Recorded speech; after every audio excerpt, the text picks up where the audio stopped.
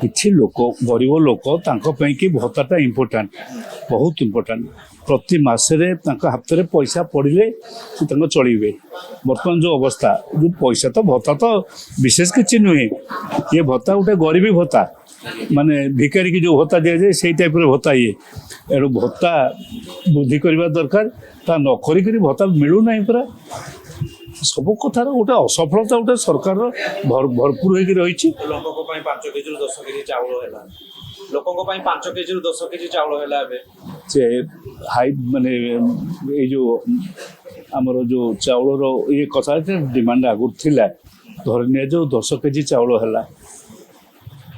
ପୁଷ୍ଟିହୀନତା ରୋଗରେ ଯେଉଁ ଆକ୍ରାନ୍ତ ହେଇକରି ହଜାର ହଜାର ପିଲା ମରୁଛନ୍ତି, ଲୋକ ଯେଉଁ ବର୍ତ୍ତମାନ ସୁଦ୍ଧା ମହିଳା ଏବଂ ଇଏମାନେ ଛୁଆମାନେ, ସେ ସଂଖ୍ୟା କମିବ କି? ସେ ସଂଖ୍ୟା କମିବା ପାଇଁ କି ଗୋଟେ ସଂକଳ୍ପର ଗୋଟେ ସେ କଥାଟା କୁହନ୍ତୁ, ପ୍ରତିଶ୍ରୁତି ଦିଅନ୍ତୁ ଯେ ଆମେ ଯାହା ଦେଉଛୁ ବା ଦେବା ପାଇଁ ଚାହୁଁଛୁ, ଆମର ସଂକଳ୍ପ ହେଉଛି ପୁଷ୍ଟିହୀନତା ପୁରାପୁରି ଆମେ ଶେଷ କରିବୁ।